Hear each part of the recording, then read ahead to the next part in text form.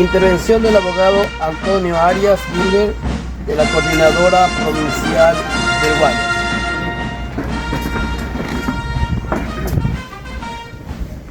Camarada Barón Hidro, miembro del Ejecutivo del Partido Comunista del Ecuador, presidente de la Coordinadora de Amistad y Solidaridad con Cuba de la provincia de Manabí, agradecido Luque, camarada Ramiro, presidente de la Coordinadora de Amistad y Solidaridad con Cuba del Cantón Tosagua. Camaradas todos presentes. Desde otro aspecto del asunto, pero en la interesante exposición que ha hecho nuestro camarada Isidro Luque sobre el tema del 13 de noviembre. Es un episodio que se puede documentar, lo puedo aportar, porque es algo que la historia oficial siempre ocultaba, ¿no? No solamente fue una ametralladora 50 y fusilería del batallón Cazadores de los Ríos, que apostados en la calle de Medio Octubre y esperaron a la gran manifestación, ¿no?, que se dirigía a la gobernación, y dispararon, ¿no?, a diestra y siniestra, causando tantas muertes, cegando tantas valiosas vidas, hombres, mujeres, niños y ancianos. Llegó la tarde y no sabían qué hacer con tantos muertos. Intentaron hacer una fosa común, pero no alcanzaron para tantos muertos. Y entonces procedieron primero a causar un apagón de la luz a gas que había en ese tiempo en Guayaquil, un apagón. Y luego con las bayonetas abrieron el vientre de los cadáveres para echarlos al río Guaya, ¿no?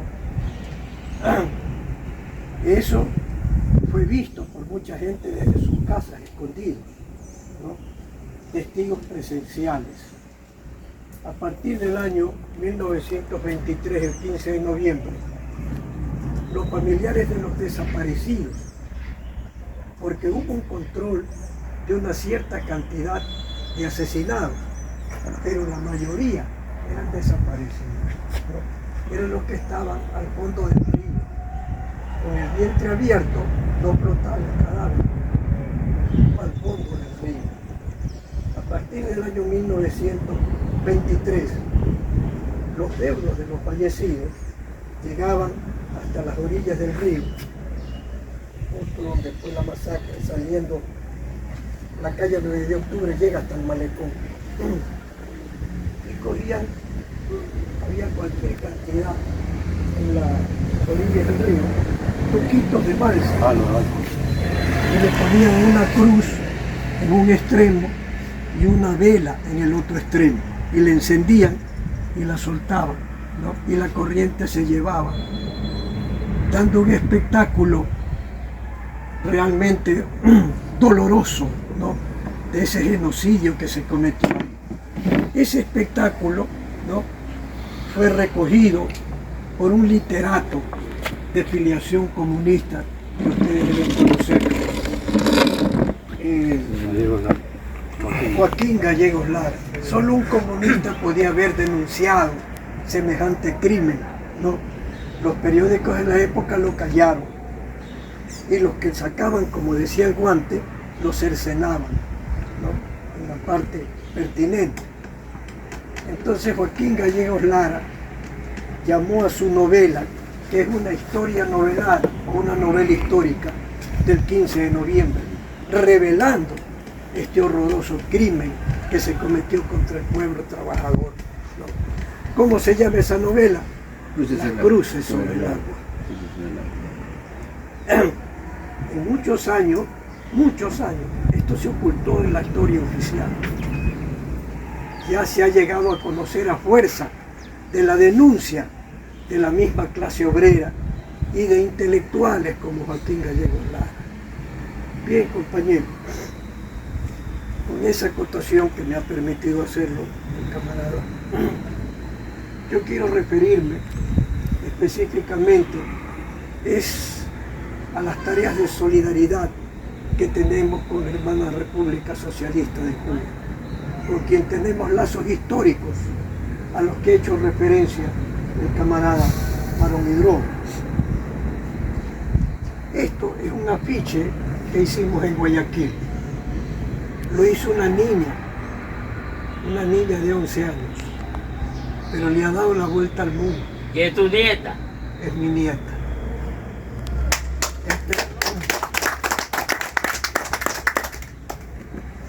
Contiene el repudio a la política guerrerista y de agresión del imperialismo norteamericano. Una vez que la revolución en Cuba adoptó decisiones a través de leyes que afectaban los intereses de la gran oligarquía cubana. Por ejemplo, la ley de reforma agraria afectó los grandes latifundios, ¿no?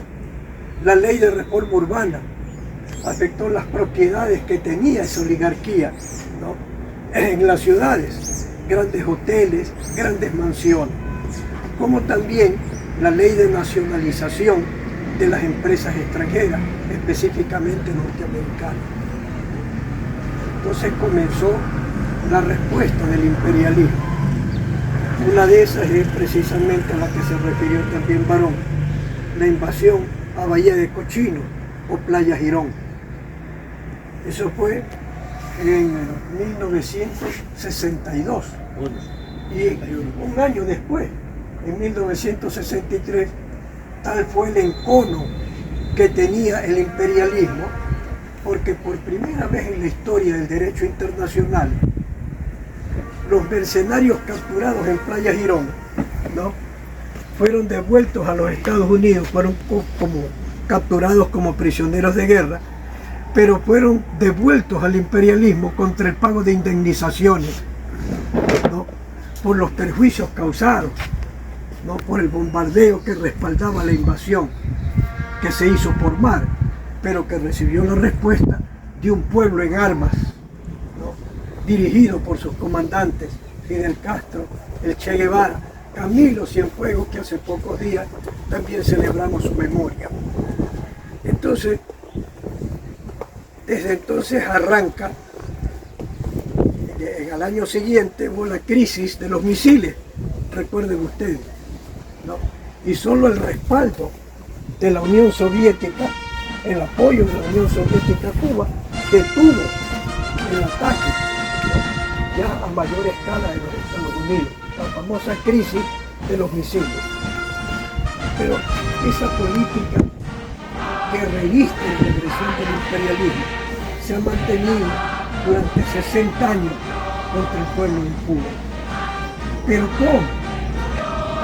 Siempre hablamos del bloqueo, pero es necesario conocer un poco más al respecto del bloqueo, de dónde procede el bloqueo, cuál es el origen del bloqueo.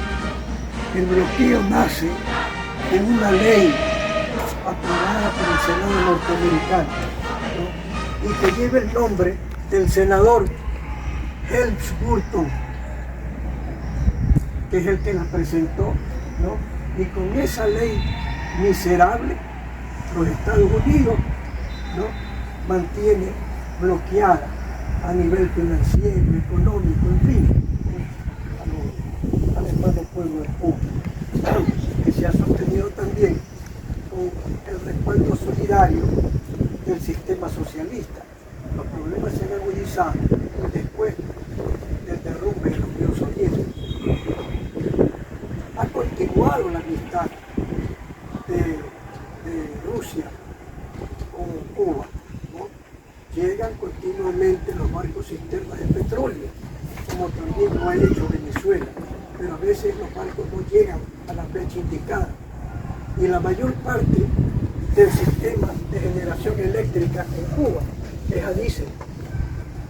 Cuba no tiene caídas de agua como tenemos nosotros. y por eso tenemos israelíes.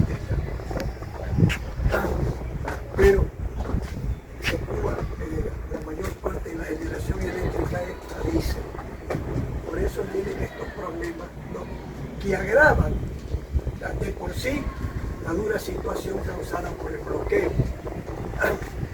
Entonces, no ley Helms-Burton, la lucha internacional.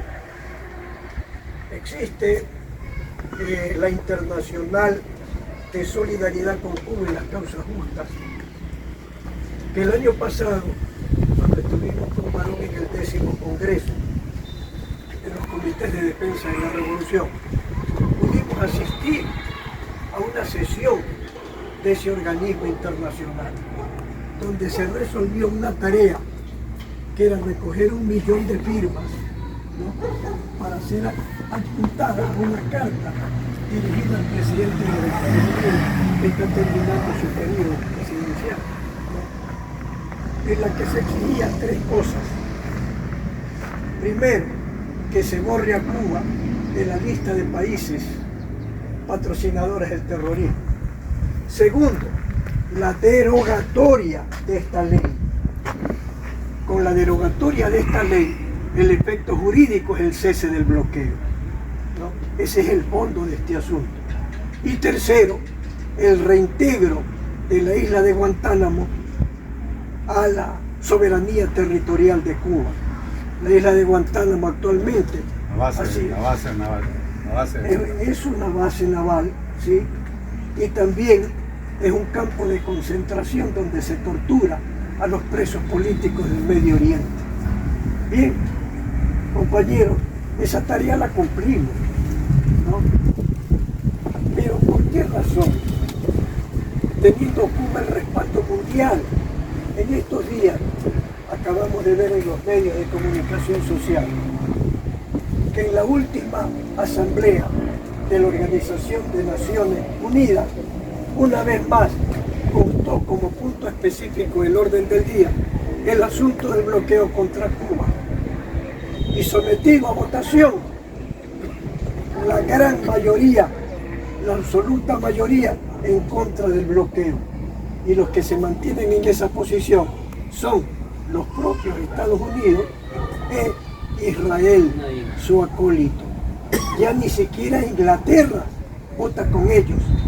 Ya hace alguna asamblea, ya Inglaterra no vota por el bloqueo, ¿no?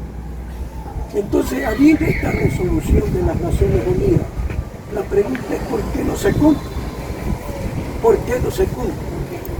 Hay muchas otras causas que han sido resueltas por ese organismo supremo internacional.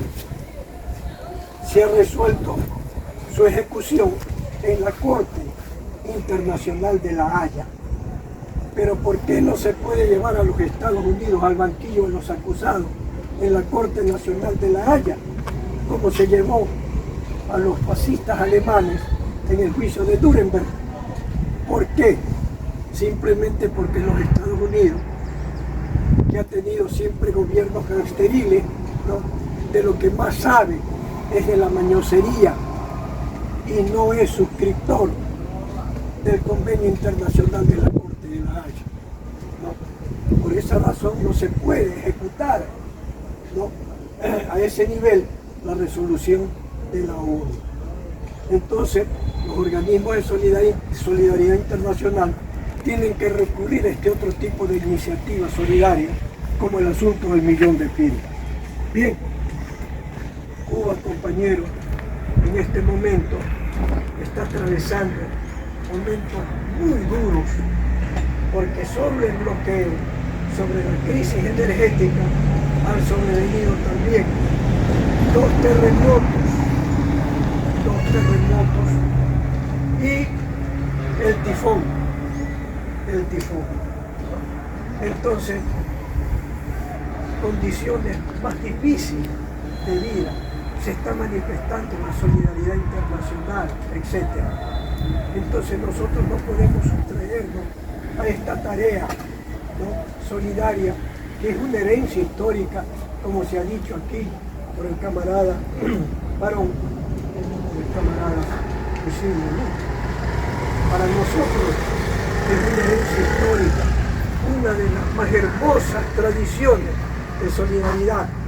Capítulo, Eloy Alfaro del Valle. Entonces, las tareas que tenemos que plantear provincialmente, ¿no? La provincia del Guayas, la provincia de Manabí y la provincia de Esmeralda, que no estamos de acuerdo con ciertas manipulaciones que se han dado en la dirección nacional de la Coordinadora de Solidaridad Conjunta, hasta donde ha llegado el burocratismo. Y hay por ahí una compañera, Inés Garzón, que incluso denuncia que hay infiltración, ¿no? Infiltración. Esa es una acusación sumamente grave. Bueno, compañeros, tenemos que, con mucho entusiasmo, con el espíritu solidario, ¿no? Hacer actividades que nos representen la recaudación de fondos, ¿no? Que lo haremos llegar a Cuba, pero no a través de la embajada, ni a través de la solidaridad de la Coordinadora Nacional, donde bailan con pañuelos ajenos. Ellos han bailado con las actividades que nosotros hemos hecho, ¿no? Entonces, no podemos ser injustos con nosotros mismos. Y tenemos conductos para hacer llegar ayuda solidaria a Cuba. Entonces, los invito, compañeros, los conjuro, un término figurativo, a que nos centremos en tareas específicas, cualquiera que sea, ¿no? Ya es cuestión de la imaginación, de la creatividad que tengamos. Por ejemplo, en Guayaquil vamos a hacer un bingo bailable y tenemos programado otro tipo de actividades, ¿no? Y todo lo que podamos recaudar desde la Comunidad Hermana República Socialista de Cuba. Estamos con los que han sido solidarios con nosotros. Ellos han sido más solidarios que nosotros tuvimos. Entonces, compañeros, con esta intervención, ¿no? Tenemos estas tareas específicas y que no esperan, porque los compañeros están allá en una situación muy calamitosa. Gracias.